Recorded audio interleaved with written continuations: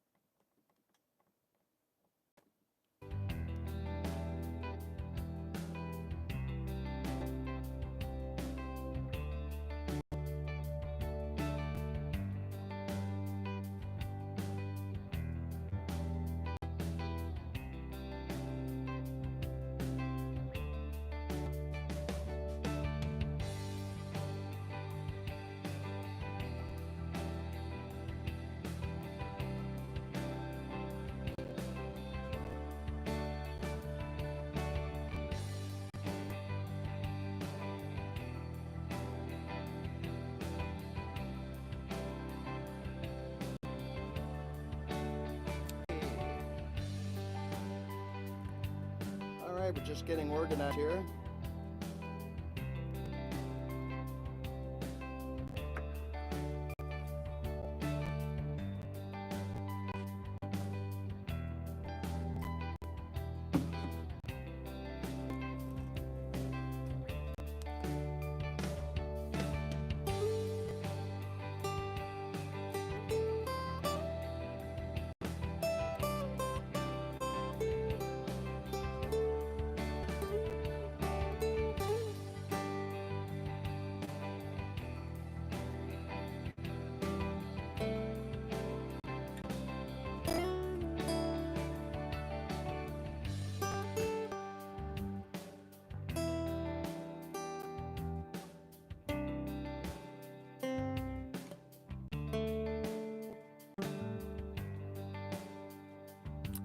Hey, Jeff.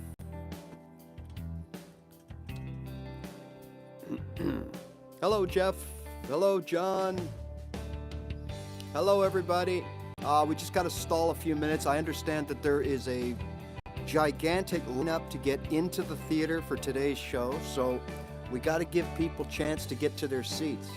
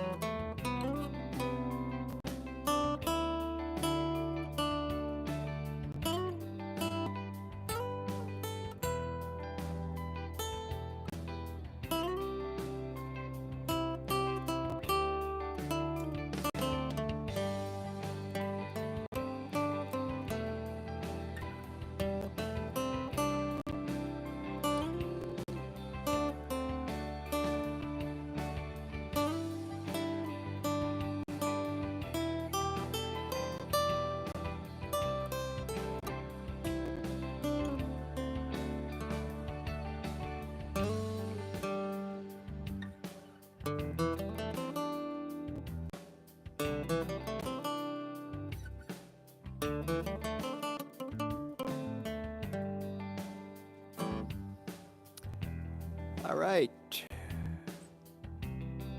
Hello, everyone. All right, so I know we still have people coming in and going to their seats, so we're going to slowly.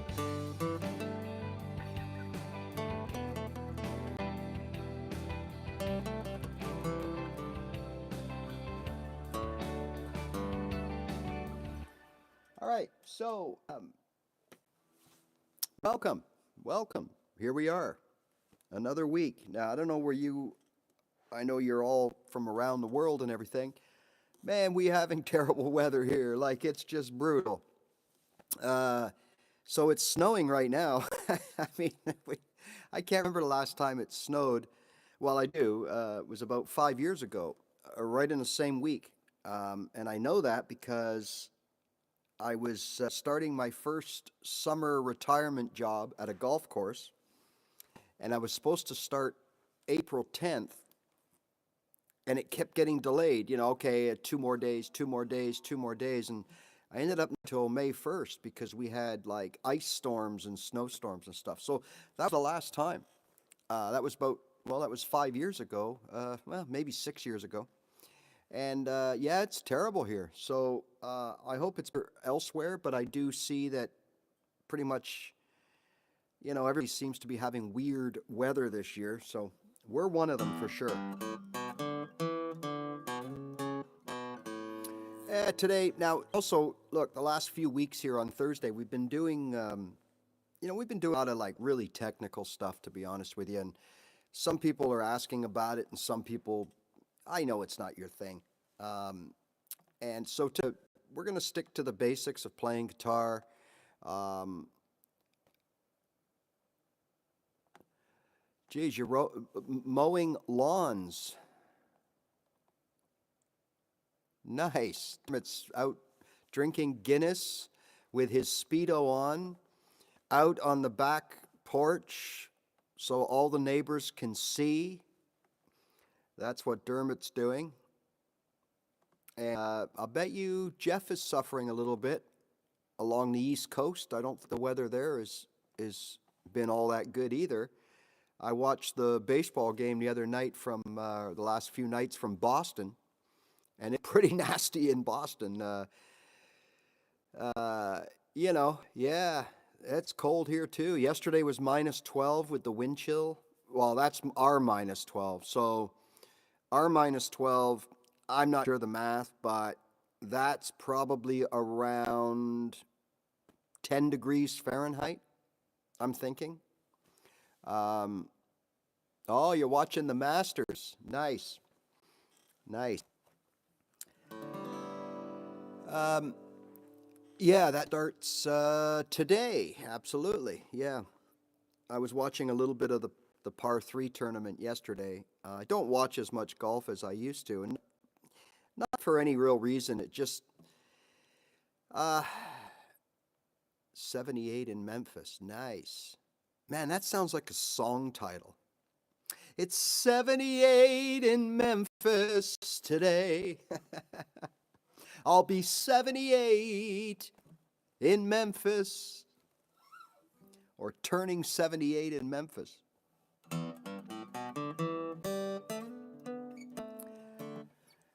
So yeah, usually whenever I do anything on strumming, it seems to get a pretty big response. I mean, there's really only so much that one can do. Um, and I know for me, it's not, I don't know, it never was about showing people things like, like maybe like a guitar teacher. It's really been more of taking that people show you every day and kind of reinventing or re-explaining stuff. I kind of like doing that. It seems to get a lot of comments and response when I do that. And the reason I do that, as you know, look, I'm a big believer in the fact that there's really nothing that has to be overly complicated about playing your guitar. Okay, so I know I get off the beaten path sometimes, and a lot of times it's because you get, when you're trying to cater to people's needs and wishes, you get pulled in different directions. Okay, and rightly so. Um, oh, 18 Celsius. Now that I understand. So 18 Celsius, that is a nice day, Pietro, in Switzerland. Beautiful day in Switzerland. Um, yeah, that's we haven't had. I think we had one or two 18 days way back in March, and it gave everybody a false sense of, hey, it's over, it's springtime, and then all of a sudden we just got hit with snow and cold, and that has, so it's been about 3 weeks of snow and cold and all that kind of stuff. But it's apparently supposed to be going back up to about 12 or 14 Celsius at some point this weekend. I think it's going cold again, so nobody really knows. So I'm assuming things aren't going to be settled till probably closer to May, and that's okay. I mean, what have I got to do anyways, right? Yeah. So, but anyways, as I was saying earlier on, um, look, and this doesn't apply to anybody or in particular or like don't read too much into this, but remember, with there's so many things to learn with guitar. There's so many. It's beyond mind-blowing how many aspects of playing the guitar there really is that we could focus on.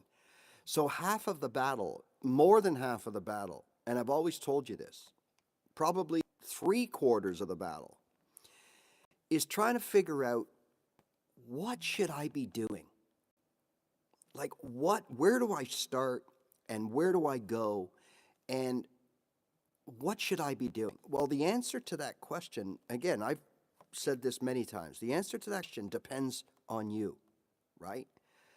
So I'm assuming, much like me, what your goal is you want to get to the point where you're kind of like, I guess proficient's the word, that you can sit down, you can strum along, right? You might be somewhere, me once, way back, we were somewhere and someone had a guitar and I don't know why I was there. It wasn't my usual crowd of people. And I was somewhere and someone comes up and says, oh, so-and-so has an old guitar. I heard you can play guitar, and hands me this guitar. And I'm like, okay, what do I do now, right? So what I did, of course, was what everybody would do in that situation, and that is freeze up like a popsicle, okay?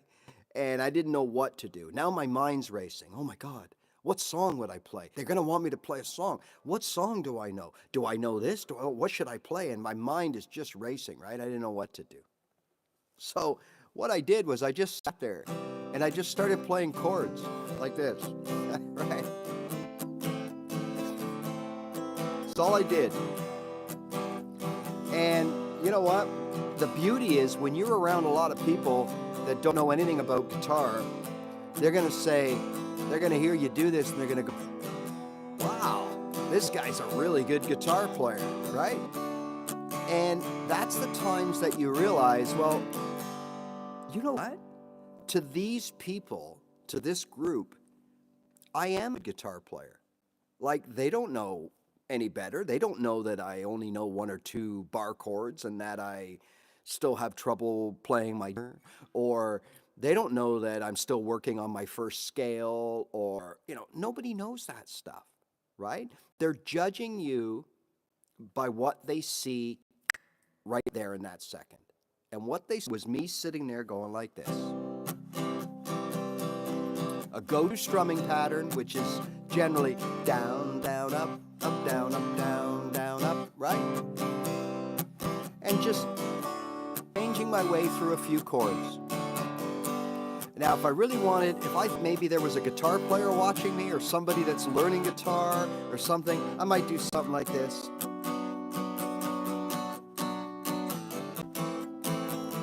Right?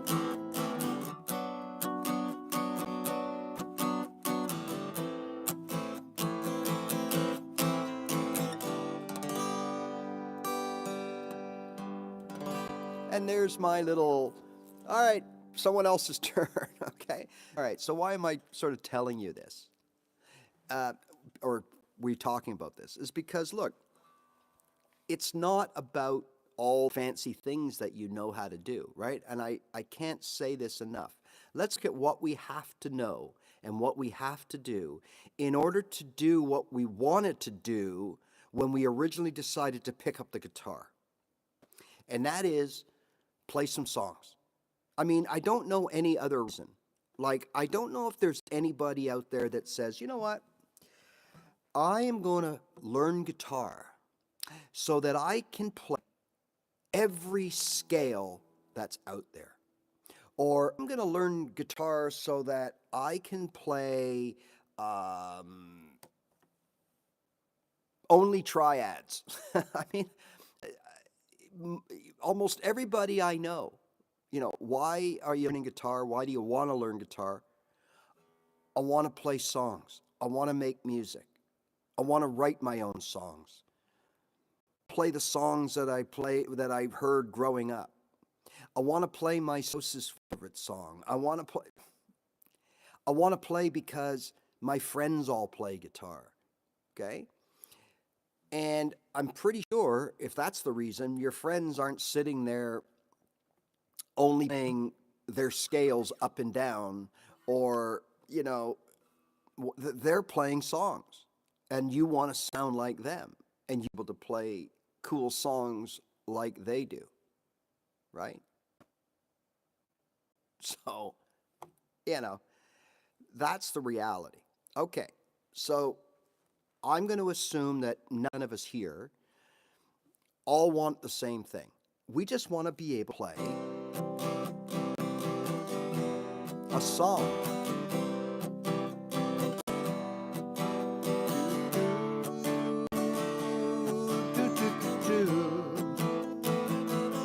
You were just do do do do do do do da da da da da da da da, right? Or what's the other one that he does? Da, da, da, da, da, da. Something like that, right? Whatever the songs are. Uh, that's what we want to do. Okay, so then the answer to your question is to, like, what should I be doing in order to learn the guitar, should all revolve around, in no specific order, learning open chords. Okay, I mean, that's a given. And then the next thing should be, well, strumming. Okay, so the reality is, if you can play nice, well, that's part of the solution, is your chord transitioning, right? Being able to change from one to another quickly and smoothly, right? That makes everything sound better. And that's part of what you need to do to accomplish what you want on the guitar. So it's learning chords, learning how, the G chord. Yes, that's many people. But you do know, I'm sure, that there are different ways to play your G, okay? And go through some of them for you, because I had the same issue when I was starting. But that's what we need to do. We need to be able to play chords, right, the way they're supposed to be played, and be able to transition from one chord to another, even if it's only 3 chords, okay? And we need to be able to strum.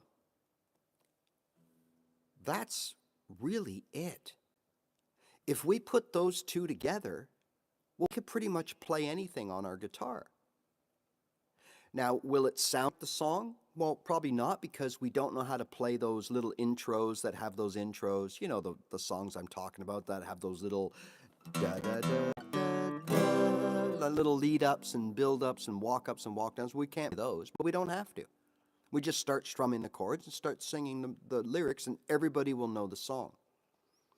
But somewhere along the way, thing gets complicated, right? And all of a sudden, and I did it too, all of a sudden I'm trying to learn all these advanced techniques and everything else. Well, we have to sort of say, look, let's relax, okay?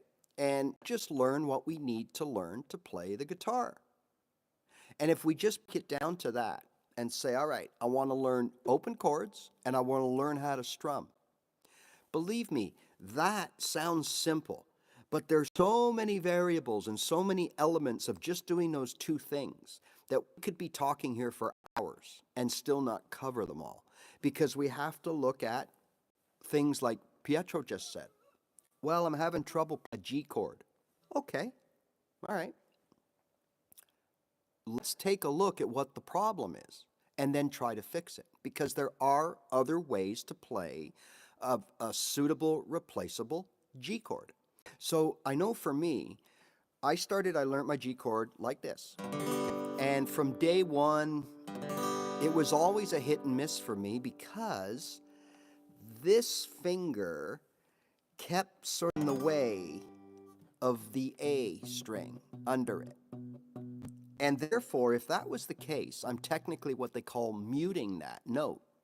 Then why do I need to put this finger here on the B? Because I can't play the B. And remember, we need to play a G, a B, and a D.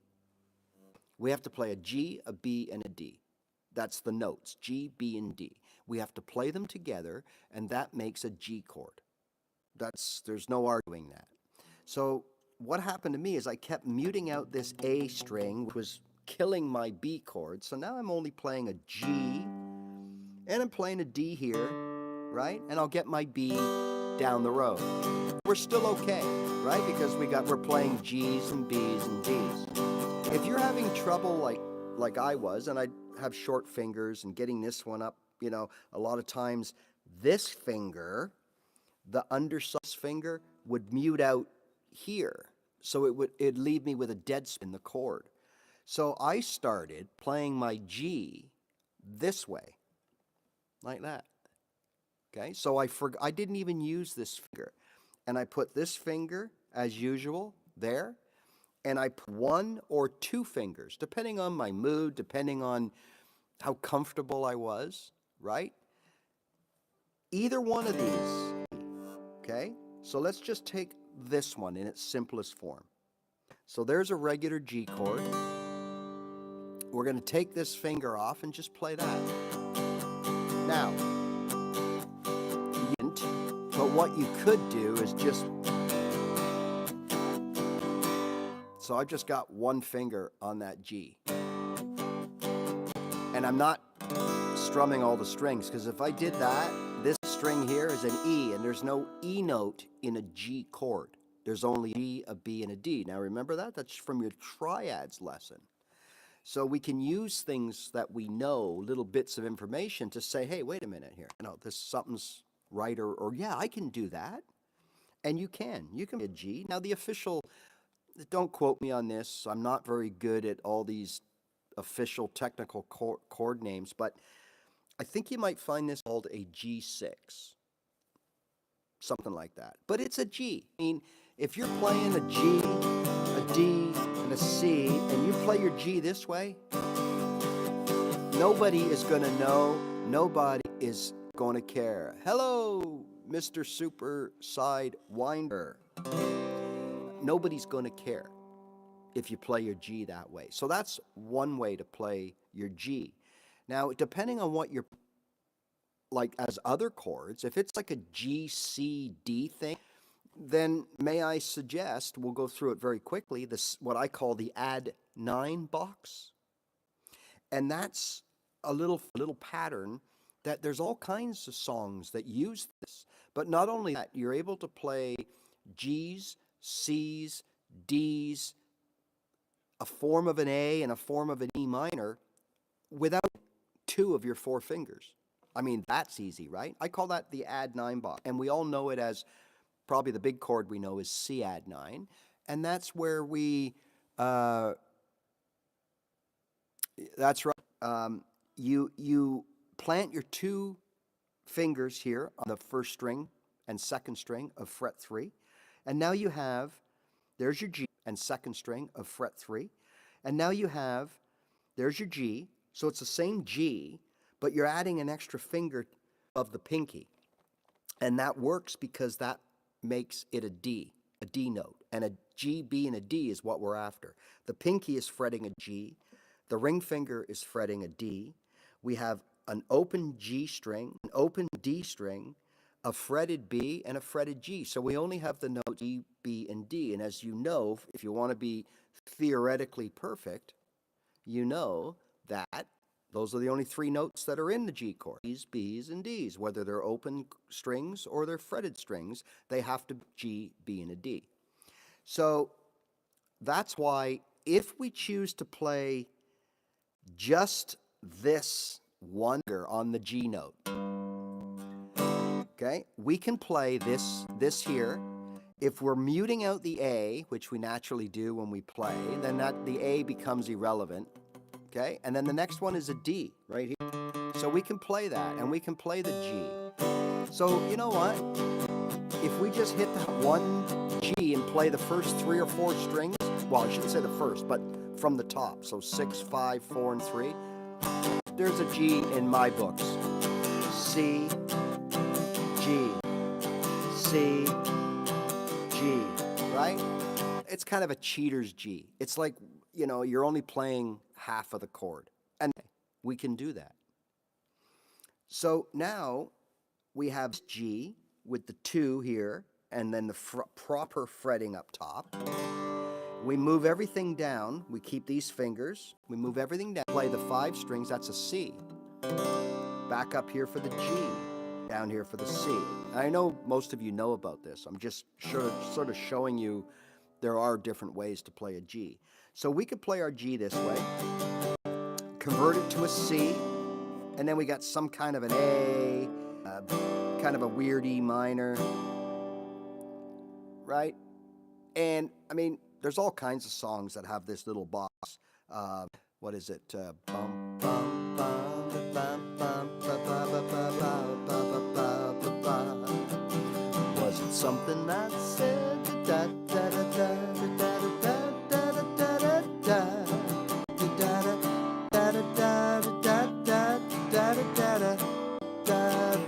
I mean, there's all kinds of stuff that goes with those chords, right? So there's a way to play the G. There's another way to play the G, is just split those fingers. Now you might want to use your pinky. I've always used my ring finger. So again, I think that's called a G6, right? And ideally you want to mute ring, because remember, this is part of where a bit of theory comes in, to know that we are only looking for G's, B's, and D's. And if we don't mute out this A string and we play it open, we're adding an A note to the G chord. Belong there. Will anybody know? No. No. Only a real audiophile phobe guy that's listening might go, he played an A in his G chord. That's a G. Okay? So I would suggest, if you're having trouble playing your G's, I don't know for what reason, this is a really good G. I used to play it all the time. And as Dermot said, now if I'm going from a B minor, right, my bar finger is already there. Okay, so I'm going from the G to the B minor, it's already there. If I want to do an A minor, it's already there, right? So you got 2 fingers that are really not doing, or 1 finger that's not really doing anything here, that is ready to be barred, or it's ready to play some notes if you need. It's a really good G, right? Okay, so again, these are things that we can do with every chord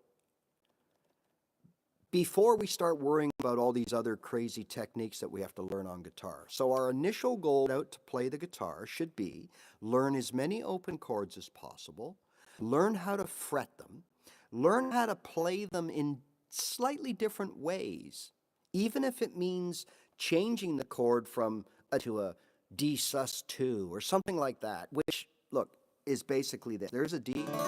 Now, if I remove a finger, I've got something like a D sus2 or something like that. If I add the finger and the pinky, like a D sus4, I might have it backwards. I really don't care. My point is that I can manipulate my open chords a little bit if I need to. Okay? Again, along chords, open chords, is your strumming. So if I strum these open chords, learn how to manipulate the open chords just a little bit if I need to, well, there's the basis of playing guitar. right there. We don't have to know scales. We don't have to know the bar chords or the power chords or the triads we don't have to know any of this stuff, right? We don't have to worry about slash chords. That was another one that came up a couple of weeks ago. Someone wanted to know about, and it just that's all we need. So what we should be doing when you say, hey, what should I be doing on guitar? We should be doing thing and everything that helps make us play better chords, make them sound better, make them sound sharper, and being able to play them faster. So things are going to revolve around either doing stuff with your left hand, like readjusting, sort of purposing some fingers, trying to find other ways to play certain chords sound a little different, or because we're having trouble playing them the normal way or the way we're known.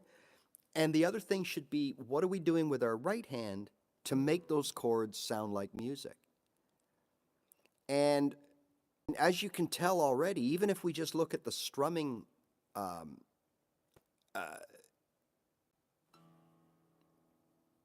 end of things. So we know how to play chords. We don't have to change our chords. We're just going to play them as we learn them. But now we've got all kinds of ways that we can strum chords to make them sound different, right? So this is something else that we need to be working on every single day. So those of you that are in this phase, right, that you know some chords, you're learning some songs, right? And I've said this many times. And the reason I keep saying it is because it is so easy to get kind of caught off guard and thrown off track. And I'm here to kind of rein back in, right? Again, there's nothing wrong with wanting to learn bar chords or triads or start or enhancing your scale playing. There's nothing wrong with that. It's only going to make you better. But you don't need that right now. What you need right now to succeed to the point where, we don't have ways to test ourselves, but one of those tests is when you can pick up your guitar, that's why I told that little thing earlier, when you can pick up a guitar randomly, sit down and make something happen. Something as simple as playing a couple of chords.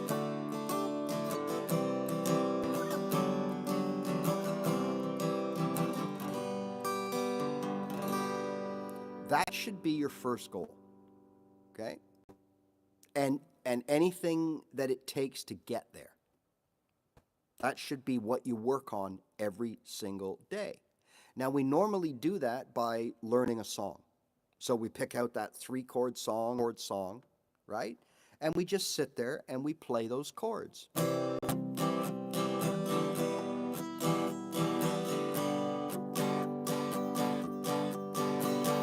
Da da da da da da da da da.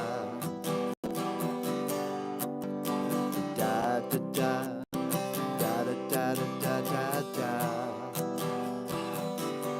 Right? That's what we over and over and over again. Now, what we're really be thinking about, though, when we're doing this, is many of the things that I included in that strumming video that I released yesterday. I'll send the link out. Of course, if you're watching this, you already probably know that I put out a strumming video yesterday. But anyways, now even though that video deals with taking your strumming to another level, it's really the same thing, because when you start out, you're not on any level. So you want to get to the first level. And now when you're at the first level, you want to get to another level, right? So it never really gets old. But what we have to remember is when we're practicing, we're actually doing a lot of things. We may not think we are, but there's a lot of things that we got to work on. We got to work constantly on our chord fingering, as Pietro said. Like, Pietro's been here quite a while with us, right? As many of you have, okay? And the fact is, you're having trouble with an open chord or still having trouble with a chord. So that goes to show you that just because you've been playing 6 months or 3 months or a year or 2 years. It doesn't mean that everything is just you just because you're putting the time in. We still have to make sure that we do things properly, right?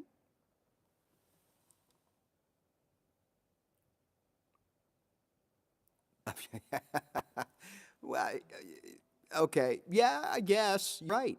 I mean, look, okay, what I get out of that comment, right, uh, Josh, is um, literally when nothing that you can now teach yourself to make you bigger, better, stronger, when all else fails, play Hendrix with your teeth or play your guitar behind your back. You know, you're right, right? So, um, and believe me, for many of us here, that's a long way off. you know, uh, so I these are things that I don't know. Like I've never taken guitar lessons. Do they teach you this? If you take lessons, do they give you this? Like, do they tell you that little things to do or not to do that aren't always technical related? Like, do they, and that's what seems to me is missing. There's a lot of common sense missing when it comes to either showing people how to play guitar or teaching yourself how to play guitar. That we have to use common sense. Common sense says if you can't play your open chords, then what makes you think is that you can play all your bar chords or like it doesn't make sense to me, right? All right, so what do we got here? The best guitar was if I. Yeah, yeah, yeah. Okay, so you're right, Josh. So that is one of those things that associated. Okay, remember I said there's two aspects to playing the guitar to the point where you want to play songs and have fun, and that's your left hand chord playing and how you play the chords, and your right hand strumming, right? And of course, if you're having trouble, like I used to, playing certain chords and you're muting out the strings under the chords, right? Then that indicates that you have, I'm going to use the word poor, but I don't mean it as an insult, that you have fretting habits. And that usually means that you are curling up on your fingertips, right to the nail, right? As Josh mentioned. That means that you're probably leaving your fingers a little bit flat on the fretboard, and what's happening is the underside of your fingers are touching the adjacent strings and muting them out and causing a dull spot in your chord. So yeah, it's very important. So when you play your C chord, you're actually really like this. You're not like that. You're actually like a claw, okay? And you want to come right up, really, so that the from the nail down is what you would call perpendicular to the strings, I guess. So you would be absolutely like this, right up like that. Especially for me, this first finger here, because this first finger, a lot of times, if I'm playing a C chord, I end up muting out that high E right there with the. So I got to really curl up. See how curled that first finger is? I got to really curl up on my finger. Now, of course, right? uh, yeah, it helps to file down the fingernails for sure. But remember, that's really only for chord playing. Now, what will happen later on in your journey when you start playing scales? I'm just a little Ray scale thing here. When you start playing like this, now it's a different story. In fact, you're usually flattening your fingers because remember, you're only playing one note. When you're playing a group of notes together that have to all ring out sonically perfectly to make that chord. So it's important that one of your fingers doesn't touch the adjacent strings. But when you start playing notes, I don't care about these strings down here because I'm not going to play them. I'm only picking where my fingertip is. And I don't have to worry about the strum. And when I want to pick that note, I'll move everything down, pick those two notes. So you end up kind of flattening out, but you're right, Josh. When you're playing your chords, that's a really good tip, is to make sure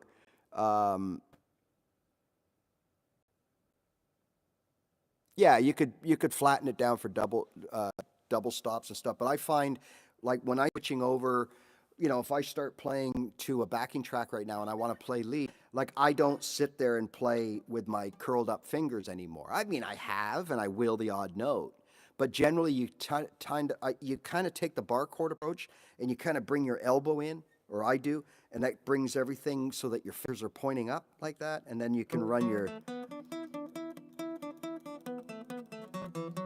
In fact, after a while, you know, you have your initial callus right on the crown of your fingers that develop from curling over, like you say. But then after a while, if you really go nuts for a few weeks and do nothing but play scales and play licks and stuff to backing tracks or with your band or whatever, you'll find that you're going to start to develop, your callus will start to kind of come down over the finger, what do they call them, the fingerprint, right? Because you sort of, the way that you fret the notes for individual chords as opposed to scales. But so there's another one. So we have making sure, like, again, we want to just concern ourselves right now with the two aspects of how we make music on our guitar: fretting the chords and drumming them to make music. So some of the things that we can do to enhance are to change the way we play certain chords for whatever reason. We got to make sure that we fret these chords properly, and one of the ways is to curl up, get those fingers right up on the tips like that, okay? Right, to make sure that that C rings out all it can be, as opposed to something like this. You hear the difference? Because I didn't curl up my fingers, so I can feel that I've got multiple strings touching the undersides of molars here, and it's just deadening. It may not kill the chord, but it's deadening. It's kind of making it sort of, nah, it's blah. But when I get up on my fingertips, you hear everything ring out? It's still ringing. Look at that. That's the chord. That's what you want, okay? So again, small example. But why would you consider, and you shouldn't consider, trying to learn other things more complicated until you've mastered the most basic, one of the most basic ingredients of playing your guitar? That's your fretting composure, the way you fret your chords, right? It's so important. You can play, look, you can play all the fancy things you want, but if you don't play them well, you're going to sound like crap, okay? Whereas, again, you could be a 3-chord player or a perennial 4-chord player, and I know a lot, and I was one for the longest time. I was a 4-chord player. So basically what that meant, it didn't mean that I only knew 4 chords, but it basically meant that I knew the most basic chords in each key. The G, C, Ds, and the C, F, Gs, and the A, E, Ds. Those are the 3 chord sets that I always recommend, or, you know, the D, A, Gs is another one I recommend people learn. Those are basically the 1, 4, 5, or the major chord in those keys of G, C, and D, right?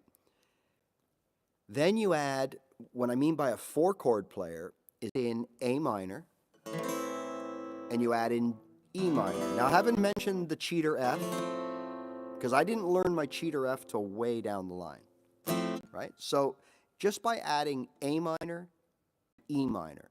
Now what I mean is I can play G, C, E minor, D, or I can play C, G, D, E minor, okay? Or I could play G, C, D, G, A minor, to the C, to the G. 25 years and my life is still trying to get up that great big hill of hope. Da da da. That's not the original key of that song, but it worked, okay? So now I'm basically, even though I only played 3 chords there, a 4-chord player, and that's kind of what I meant. So if I'm playing in the key of, say, I'm in A, playing A, D, E, I might add a B minor or an F sharp minor. There's my 4th chord. Or if I'm playing, E, A, D, add that F when I learn it. Now I'm a 4-chord player. And that's kind of what I meant, is that I still am a 4-chord, in that I play a lot of these basic 4-chord belonging to 10,000 songs worldwide progressions that we all figure out. And we all realize that, hey, wait a minute. Isn't every song on the radio either D, E, G, and C, or A minor, C, G, D? Like it just like that. Or sorry, F. That's another one, right? So this is another one. C, G, A minor, F. C.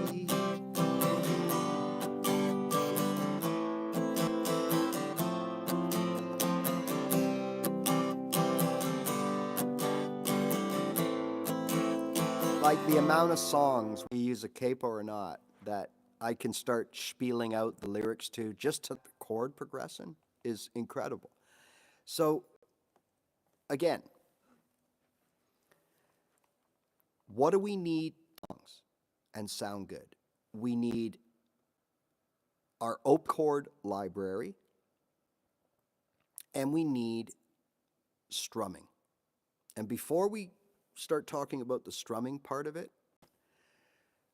I want to remind you about things like all these techniques and why they're not important. Because at the end of the day, okay, let's say we've all been there and seen this and tried to do this. We Google a song and we see that the chord is a C/G. Now, to me, this is the biggest waste of anything, right?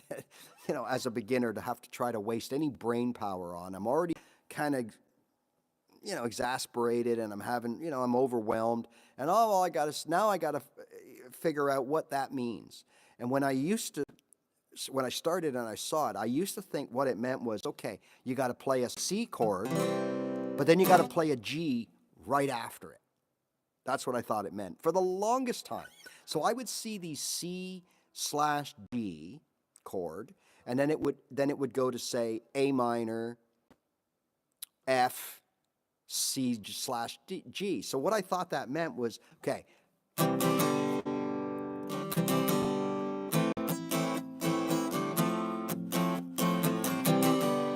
so I'm doing there, I'm just going C to G. Like, how silly was I?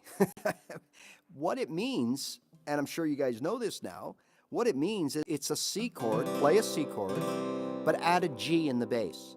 Well, normally with chords, right, we play a C chord. C is the root note.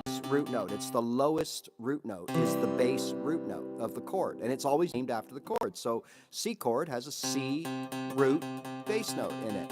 So if we want, you've heard of bass strumming, we can go, right? We could do that. And hit the bass note, then strum the chord, and it adds a cool effect. But when you see a slash, that means no. Don't play the C root note. Play a G as the bass note instead. Okay, so that's why we have a C. And then you'll see that you can use either finger. They add a finger to the G and strum it, because remember, when we play a C, we only play for 5 down, right? 5 like this. So there's my C. Here's my C with the G in the bass. All right, how many people, hands up quick, can tell the difference? Right? Now, see you, Jeff. Now, I know you all had your hand up. I know that. If we were in a class, everyone's going, oh, I hear the difference. And I call bullshit. Okay? Because, look, so what does that do for a beginner? It just confuses us. It just messes us up. We don't need this. See. So, anytime you see a slash, play the chord, the first letter before the slash, to the left of the slash. Play that as a chord and ignore the last one. I do want to show you I'm going to tell you, this confused me for years, and I was so embarrassed. I never asked anybody. And that's one of the problems when you learn by yourself. And if you don't have anybody around you that plays, you don't have anybody to bounce things off. You don't have anyone to ask. And a lot of times you would go to a search engine and ask, why is there an X? You don't even know how to punch it in. Why is there an X string in a D/F# chord? Like, it doesn't understand what you're asking.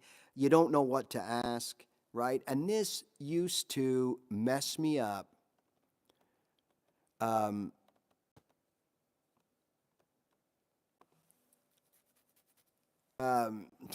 Whatever. So this used to mess me up quite a bit.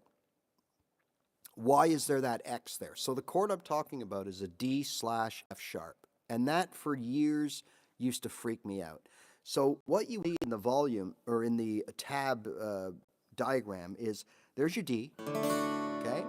Now remember, a D chord we have, like I said earlier, right? And then we play that, okay. So there's our D chord. But remember, when we see the slash, right? When we see a slash,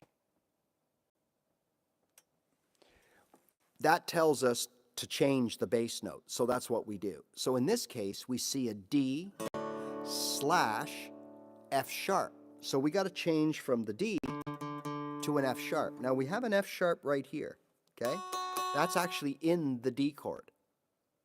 It's our big fat finger is fretting it. So there's our F#, but that's not what they mean. They want the lowest F# available to us.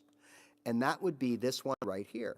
Okay, now we can't play it with any of our fingers and still play a D. So I kind of understood that. So for the longest time, what I thought they meant was go like this.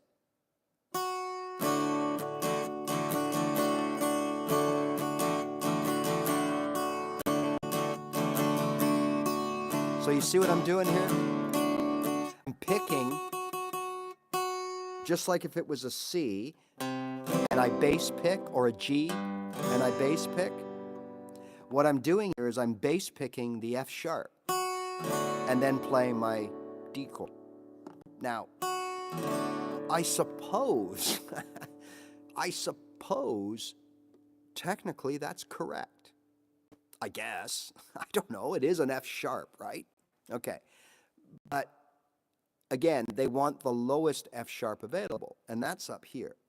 So then what I learned was, and then a light bulb went off, because then all of a sudden I remember seeing all these guitar players that play and their thumb was way over like this, right? And I never used to think anything about that. I was like, what are they doing? Like, this guy has like, maybe he's got really hands, and it's like a gorilla grip and tension. Maybe he's full of tension, right? Strangling his guitar.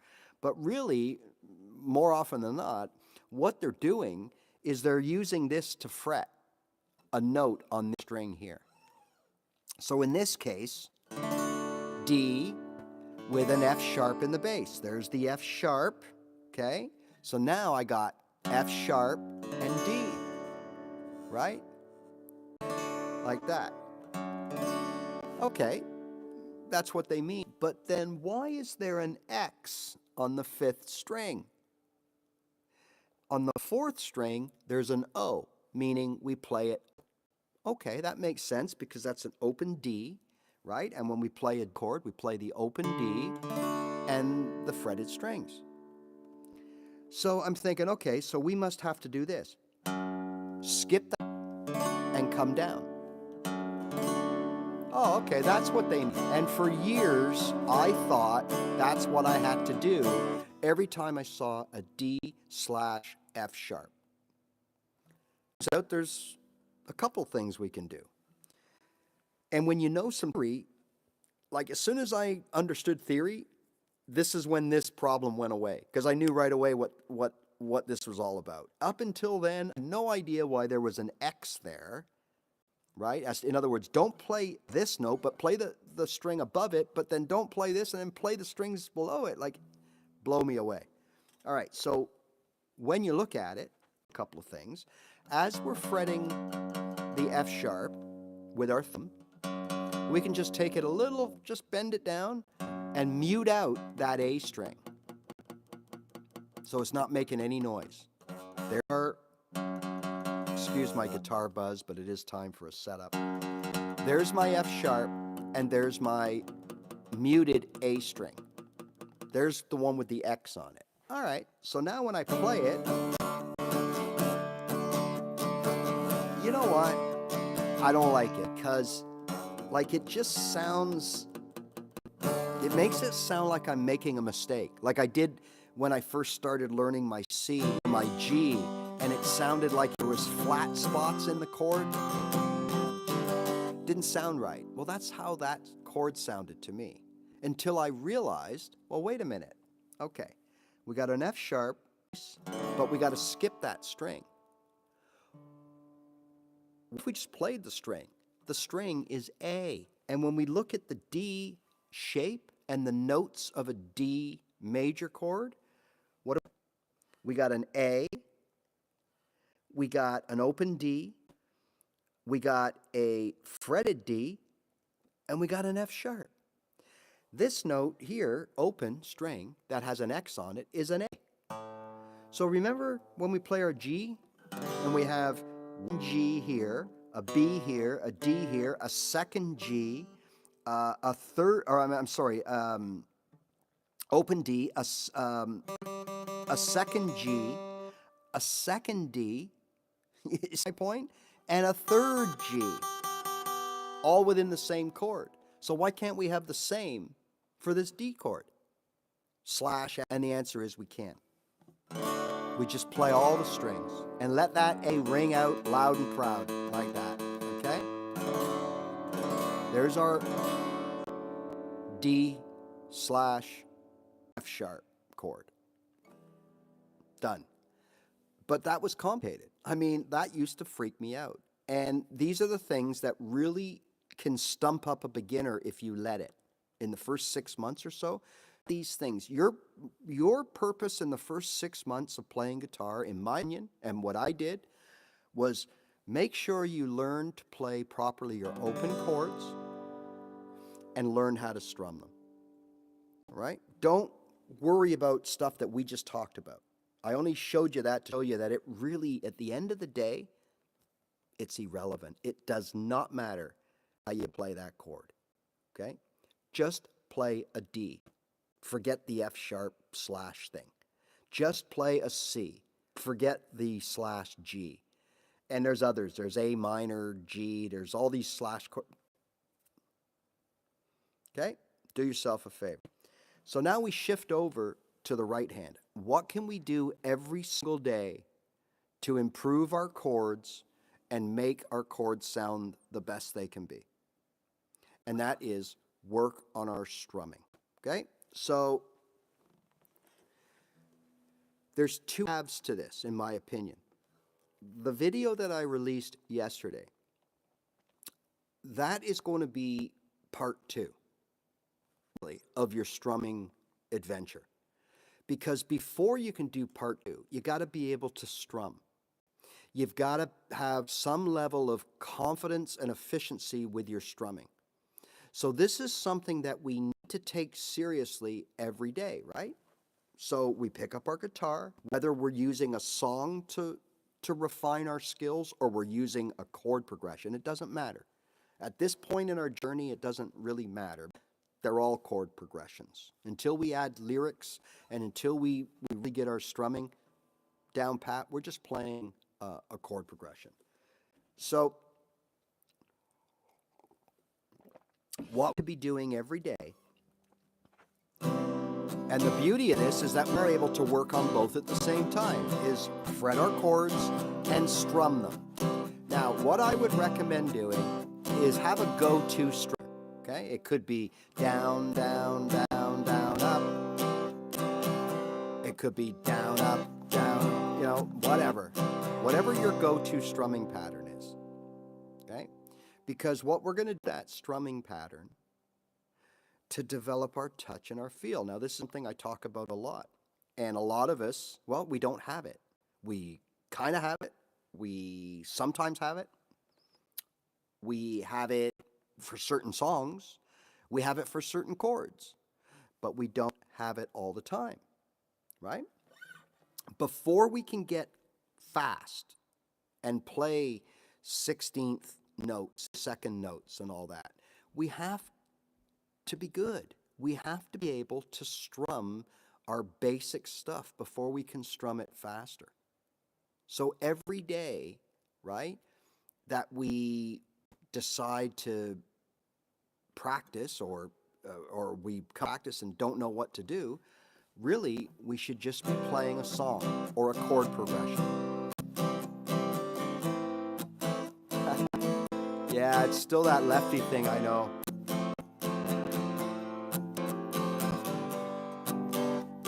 Right now, as I'm doing this, consciously, I'm worried and wondering and concerned about how I'm attacking the strings, making sure that every part of my strumming enhances the chords that I'm trying to play, not makes them sound worse.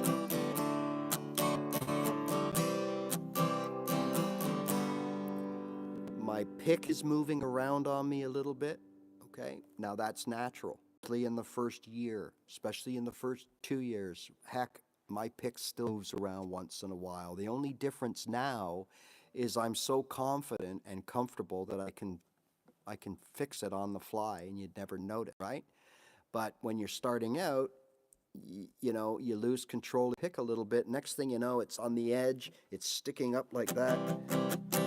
And you're trying to get through the rest of the song, but it's the way it is. That will eventually stop when you become secure and confident and not thinking about everything.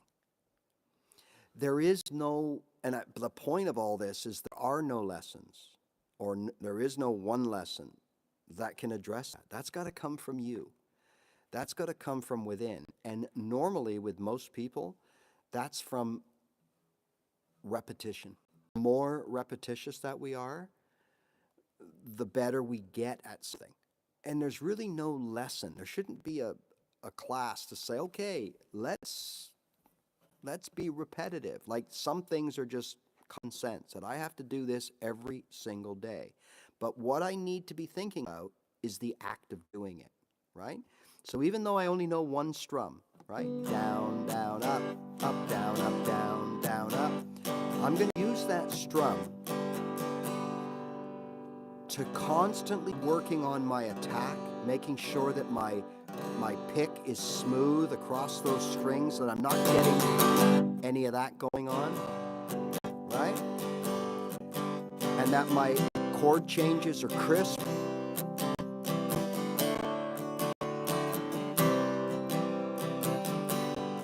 Right? So that gets us to a couple of little tips from yesterday's video that I'm going to make sure we understand today. Now, when we first start, absolutely get the pendulum going, right? Down, down, up. Whether we play ups, downs,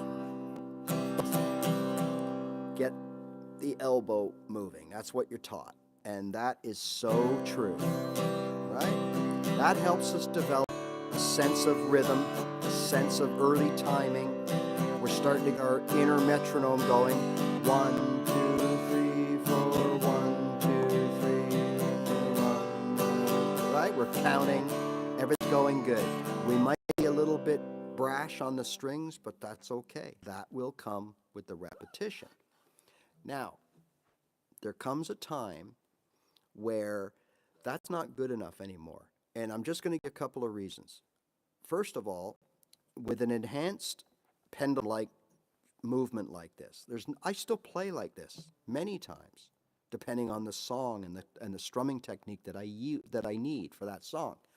But at the end of the day, just like anything else, way back I used to tell you that one of the reasons I switched my G from this to this was because I found myself playing a lot of F, C, G, A minor, B minor kind of stuff in the key of C kind of thing, right? And it was just so much easier than going G, C, G, B, G, A minor, G, A minor. It was too much movement. And the movement you have, the less or the more likely you are to make a crash landing. And then your chords don't sound full and rich like they should because you've landed one of your fingers or more in an improper place. Well, it's the same thing with your strumming. So by going like this, it's all fine and dandy, and we can develop a nice touch of strings for sure. But at the end of the day, a couple of things happen. First of all, when our hand is way up here, and we have to come down here maybe to change chords, and now we have to strike the 5 strings down, a D chord, and we can only strike the 4 strings and down, right? It's a lot harder to land that proper spot for the pick when you're traveling 6-7 inches to do it, okay? Either direction. It's also a lot harder to level up and get a nice smooth strike of the strings with your pick across the string set when you're coming from a long way, right? And then if you combine coming from a distance with speed, well, now you just literally you're asking. It's a lot more different and difficult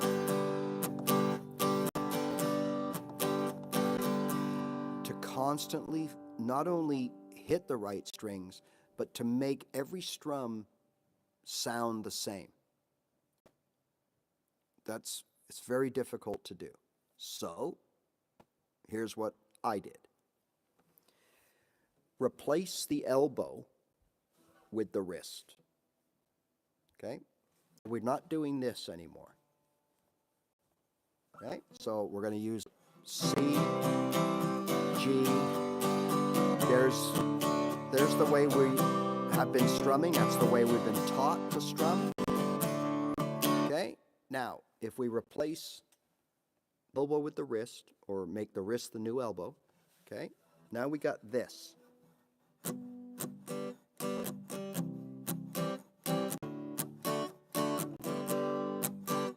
Couple of things are happening here. First of all, my pick is always over the strings, right? It's not way up here, and it's not on there. It's right here where I need it, all the time. Because I'm not traveling as far to hit the strings, I can nice concentrated touch. I can develop a touch in for the weight, and I've got pinpoint control of where I want to start my pick off in the process. Because I'm not traveling to do it. I'm right here, okay? Now, eventually, just like you did, you develop sort of like a sense of how to strike the strings with your elbow and your hand moving like this. You will do the same with your wrist. The difference is, once you do it with your wrist, you'll find that it's a lot faster because, look, the time it takes me to do this, I could do this. I'm not moving any faster, but I can play twice as fast just moving my wrist a couple of inches than I can moving my whole arm a foot, 6 inches each way kind of thing. Here I'm moving a total of a few inches. So I'm never really moving 2 inches or more when I'm strumming with my wrist. Okay? Now you'll find everything softer, and eventually everything will be twice as fast. Not today, probably not tomorrow, but soon you will develop, I just call it a wrist roll. I really don't know what it is, but it's that. And in the video I explain more about it in that. Now what I'm saying is, it does not mean that we're going to sit there and play like this.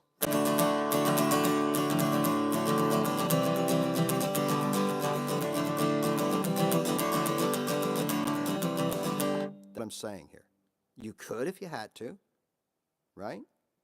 Or you could, absolutely. But that's not what the purpose is. It's not so we can just zoom around like, 100 miles an hour. What it is to add that extra rhythm or that extra kind of je ne sais quoi into a chord progression or a song that we couldn't do before because we just physically couldn't do it. So it could be something like, could be a bit of a song.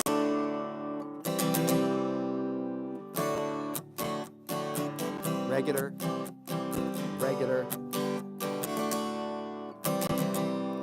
whatever it is.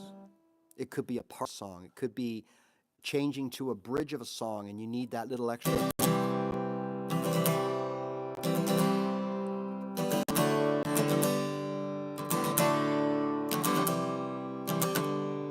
It's so hard to define, but it adds so much to your playing. And that's just one really small example, right? But again, it all starts with having to change the technique of which we were taught to strum. And I watched a lot of videos like you did, trying to teach myself, and there was so much emphasis on this. But I don't recall anyone ever saying, now at some point when you start getting better and you want to squeeze more out of your skill set, you can't really do it unless you change the way you strum. I've never had anybody say that before, so I just assumed you couldn't do it. But then I realized that you can do anything you want. It's your guitar. There is no one way to play it. Everybody plays differently, and it's just the way it is. And I started realizing, you know what? I can do what I need to do to get what I need out of my guitar. And if that means changing a centuries-old technique, then so be it. When I used to watch good guitar players, whether they were in a local band or pub or even some friends that we would be at, and I'd watch someone and go, hey, they know how to play guitar, I'm going to watch them, right? I used to see this all the time, this strumming like this. Sometimes they're barely, especially electric guitar players, they're barely moving their hand, but there's so much happening.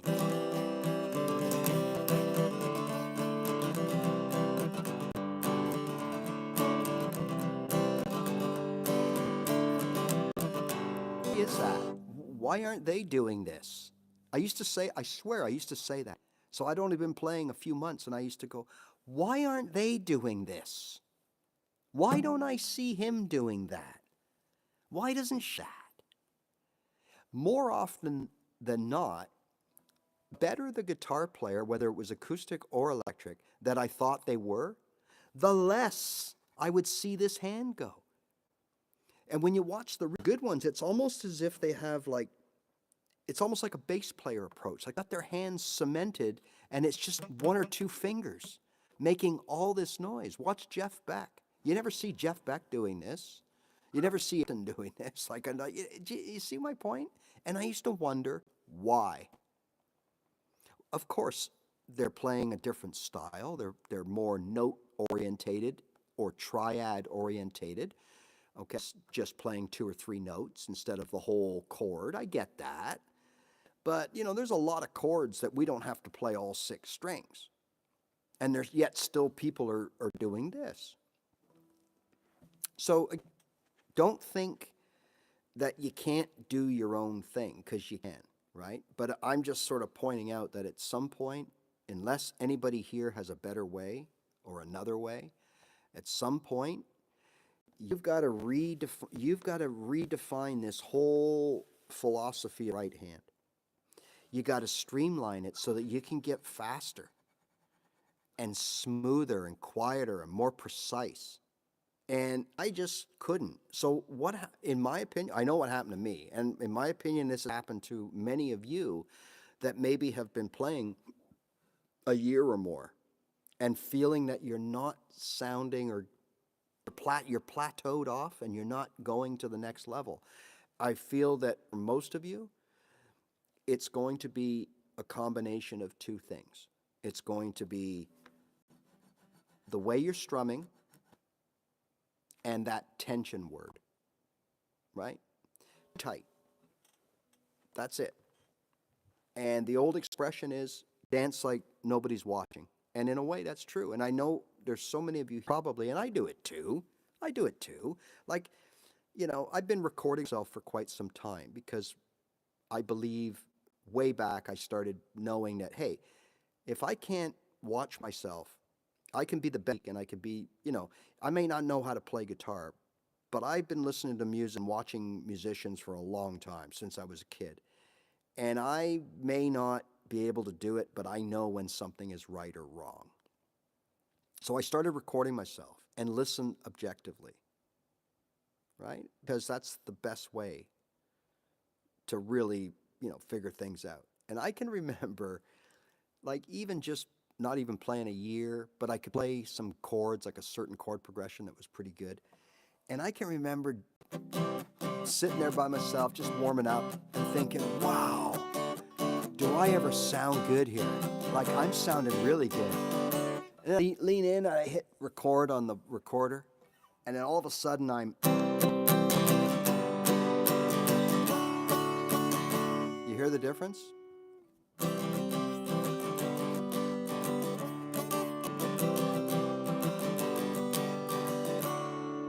And then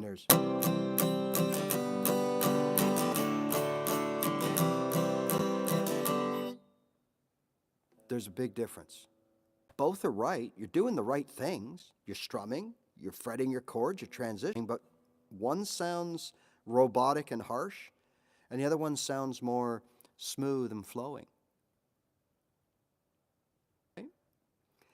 So many people think that the answer, when you're robotic and brash, the answer is, well, why don't I learn bar chords? That'll be easier, and I'll be able to play, and it'll take care of all that problem. Well, it won't, because you're going to strum the bar chords the same way as you strum your open chords. You're going to strum your triads the same as you strum your bar chords, or whatever.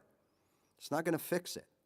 It's just going to, well, in my opinion, it's just going to muddy things up for you, right?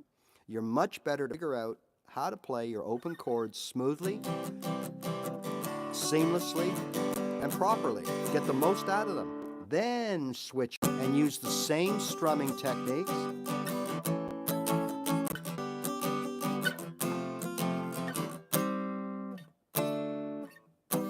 Whoop, clank that last one there. But it's all this,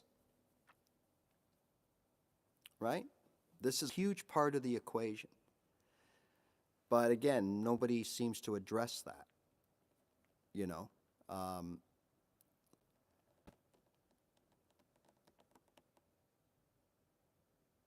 Yeah, recording's a really good tool. I mean, you don't have to watch yourself. You could do an audio recording, your voice memos or whatever.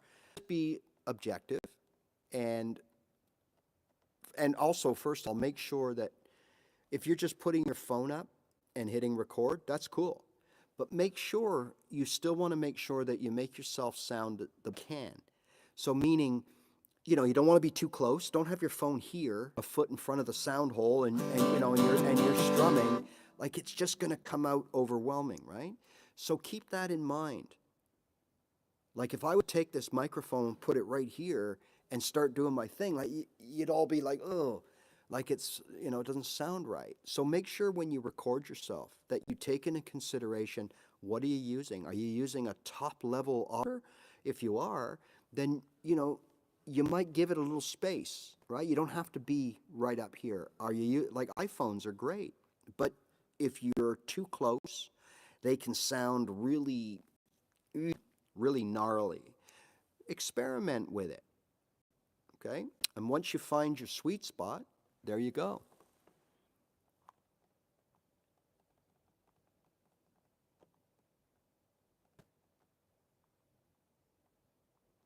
Okay. So a couple of comments there that I'll address. The finger style, absolutely.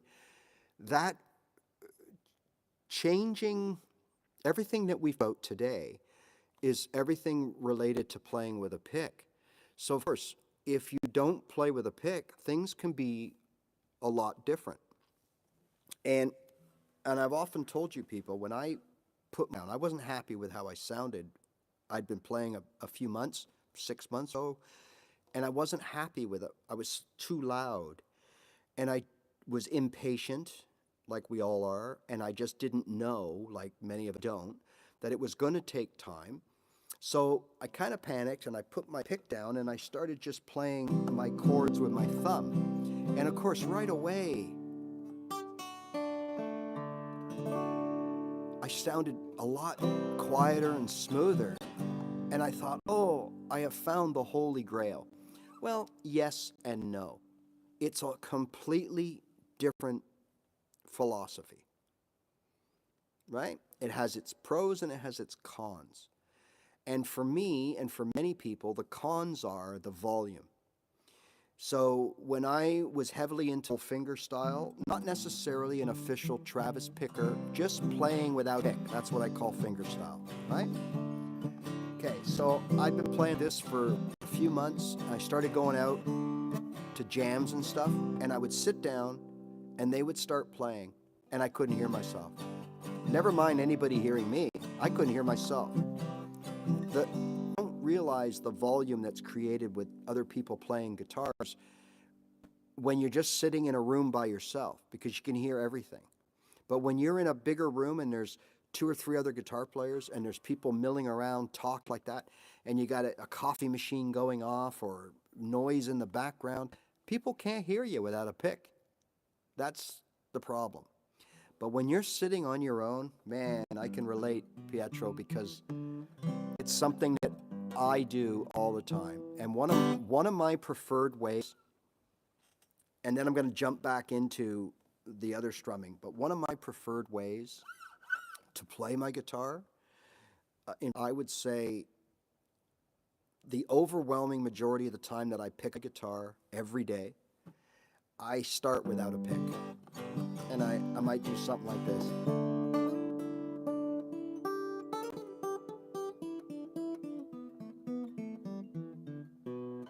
And then I might just start.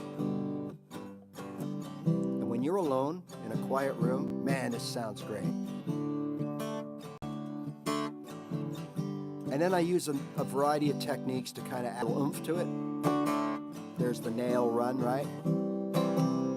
So what I'm doing there is I'm brushing my fingernail down the strings. And when I come up, I either do that or I use the end of my nail. Right? So now, finger style.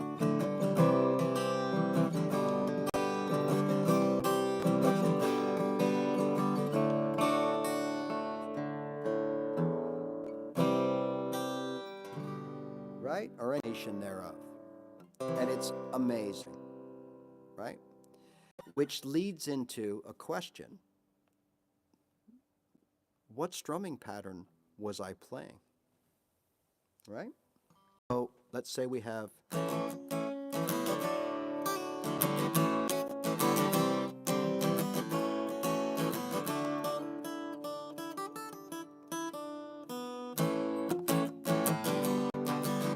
what strumming pattern am I playing? What strumming pattern am I playing? Right? I mean, I don't know. Because in my mind, I'm not playing one. And if that sounds strange, that's natural. Because for many of you up until now, you're like, well, there has to be a strumming pattern. I got to play, it's got to be a pattern. Well, yes and no. It has to be a pattern. It doesn't necessarily have to be a strumming pattern, and it doesn't have to be a pattern that you play the whole time. That pattern can change, and often does, and often should. So again, that sort of puts the whole thing like, why when I Google a song, it gives me the chords, gives me the lyrics, and it gives me a strumming pattern. But if, lest I'm mistaken, it gives you one strumming pattern. So does that mean I gotta do that whole thing, the whole song? So down, down, down, down, up, up.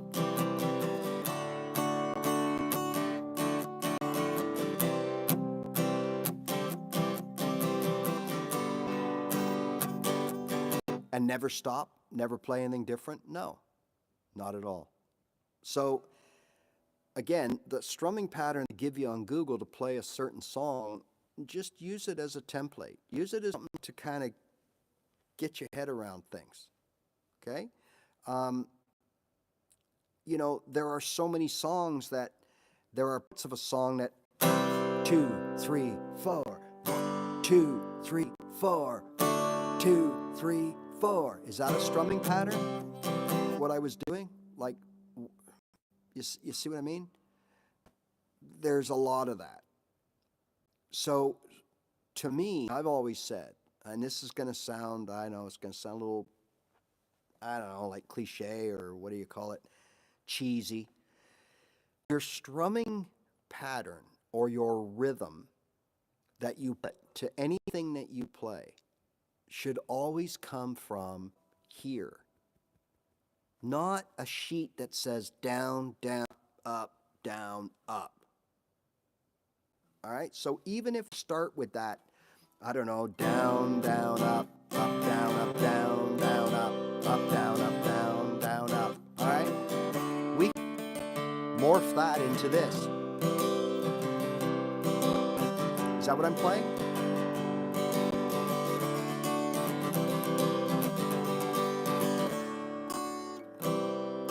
Playing. Was it down, up, down, up? Was it down, down, down, up, down? What was I playing? You know? Okay. So if I'm noodling around a song, what I'm more interested in is hearing the song in my head and translating to my right hand what I need it to do to replicate what I'm hearing in my head. There's my strumming pattern. And for many of us, it might be something different. What I'm hearing and trying to replace, I might go about it in you and her and him. And that's fine. As long as the end result is something sounding right, sounding nice, sounding appealing that we want to listen to. That's the most important thing.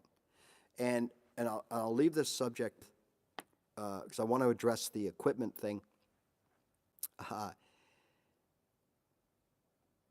I remember I'd already quit once. So I played a year, quit, maybe 4 or 5 months, quit kind of thing, and then got back into it. And it was during this time that I went to this party that was a guitar player, and everybody's sitting around doing their thing. And I thought this one fella was quite good, and I watched him. And after we got talking about a certain song, and I said, hey, listen, I want to ask you a question. Hey, good job, by the way. You play really well. Oh, thank you. Let's talk. I said, I just want to ask you something. With that song that you played, now, were you going down, down, up, down, down, up, down, down? Or were you going down, down, down, down, up, down, up, down, down? All right? And I'll never forget it. This guy looked at me. He didn't know me or anything. He looked at me, and he's like, it was like I was a three-headed monster. And he goes, dude, look, man, I don't know what you're asking me, but I just go by feel. And he walks away. And I got to tell you, the light went on. A light bulb went on. And I'm like, why am I so obsessed with all these down, up things that I see? When what I should be worried about or concerned about or obsessed with is playing the chords that are on the sheet of paper in a way that represents the best way to play that song and how it should sound. And if that means going down, up, then I go down, up. And if it means going down, up, then that's what I do too. Okay? And that's when it all changed for me as far as strumming patterns go. Then it was like, okay, I just realized how unimportant and how irrelevant that is. It's not irrelevant or unimportant to ignore how to play a C or a G, because that's very important. But what's irrelevant is to sit there and agonize how to play that C and that G and the D. Right? Okay? So that's the old, as we started out with this, strum like no one's watching you. You'll find, you might be surprised. So for some of you today, start by taking a bit of advice here as far as the technique. So we're still going to strum like this. Let's not for now. Let's do this. Let's just strum. Let's just put our pick over the strings, over the hole, and just start doing this. Yeah, William likes his boom chuck. He likes his swing and chuck. I know, William. Right? Now, another thing that I never mentioned about playing close to the strings like this is that you automatically have a built-in muting system, right? We talked about palm muting before. It's so much more effective and so easier to implement when you're not doing this. I showed you all before how I palm mute when I'm doing an exaggerated strum. And basically what I do is I rub my palm over the strings along with the pick. And it creates a muffled kind of chick sound that William loved, right? And that's still a thing. I still do that. But when I started strumming like this, oh, everything just was so much easier. Like, I'm right here. Look, I've got my palm. I can manipulate it. I can rest it. I'm literally resting my palm on my strings as I'm strumming. And all I'm doing is just lifting it slightly as I make contact with the strings if I don't want to mute them. And then when I do, I put her back into place. And often when I put it back into place on the strings, I compensate by digging in, the chuck, the...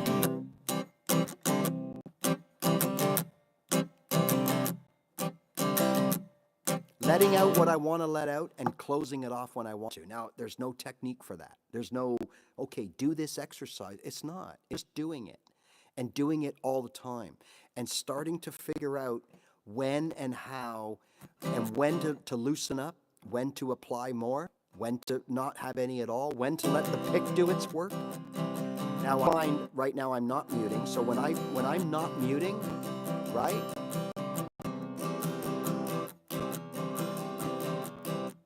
When I'm not muting, I make a conscious effort of easy on the touch, right? When I am muting, now I know in my mind I can dig in. Now, I'm going to take the mute off. There's how hard I'm strumming. But you don't know that because, look, I'm pressing down with my palm to muzzle all that. But I'm getting chicky.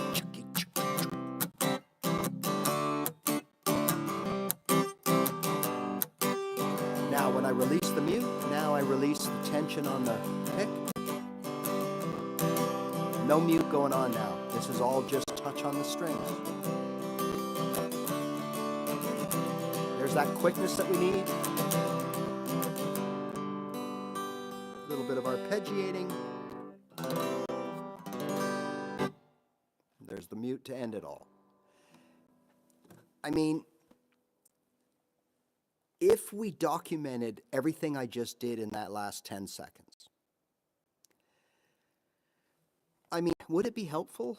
I guess it would, but not by trying to emulate it and memorize it. More for the overall philosophy, if that makes sense. Because the line that you really want to keep doing to improve your guitar, the last thing that you want to keep doing is memorizing things. Down, up, down. I should have been a down, I went up. Who cares? Right? Stop memorizing silly little things and trying to replicate them, because you're just setting yourself up disappointment, right?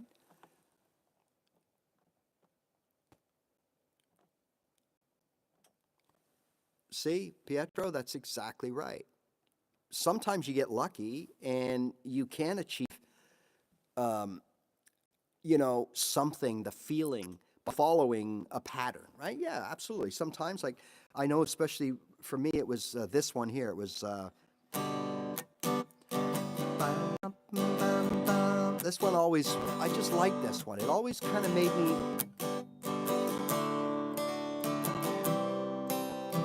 I don't know, everybody's going to be different. But yeah, I play my best when I'm not following anything.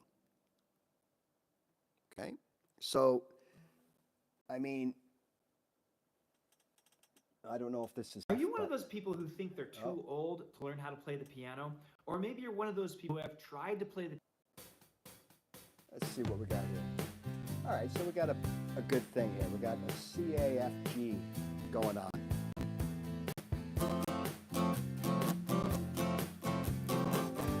What am I thinking of?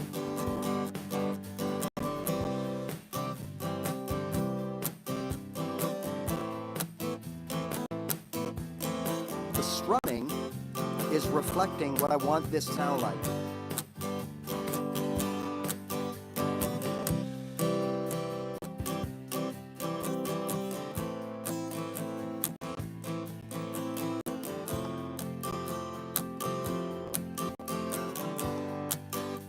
Which is going to change right now.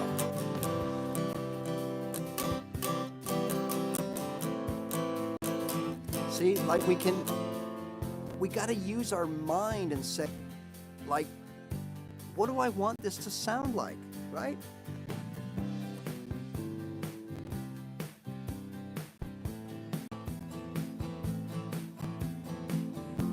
So this is just down up.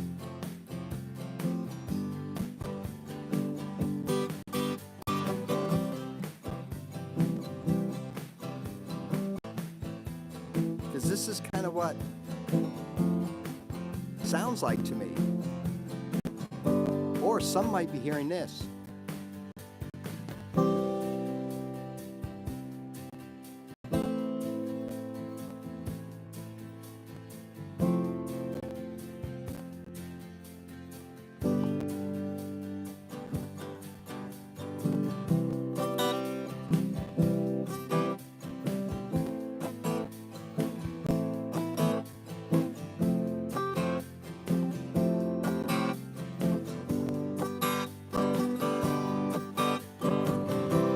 There's so many ways we can interpret a chord progression, and not once here was I thinking strum pattern at all. I was just listening to the music and deciding that for now I'm going to accent the first beat of each chord and do a down, up, down, up. But I wasn't thinking down, up, down, up. I was just moving my hand like that, put a little palm mute on it, use the side of my thumb to kind of make some sort of sound that I might have been happy with, and then work my way through the chord progression and see how.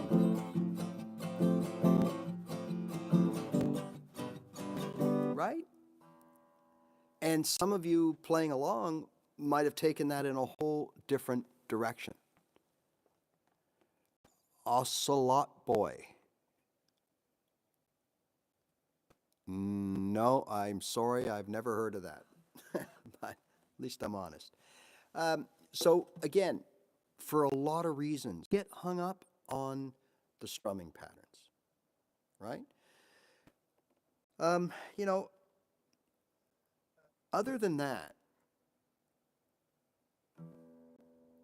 what else really, when you break it down, do we need to practice on a daily basis in our first year of guitar?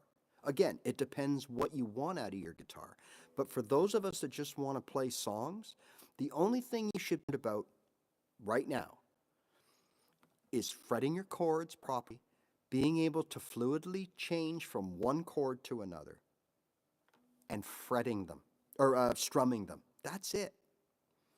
So if you implement those changes today and start shortening things up, use your wrist, I think you'll find that might be a bit of a help. Don't abandon the other way. Don't abandon your pendulum. Nothing wrong with that. I mean, that was probably not a bad chord progression to do that on, right? Right?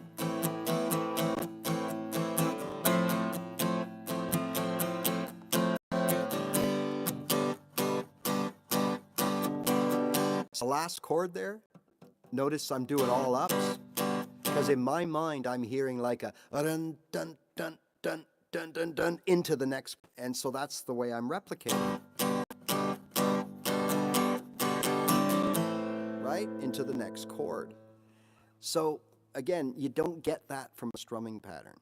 You get that from listening and feeling what's going on, right? Okay.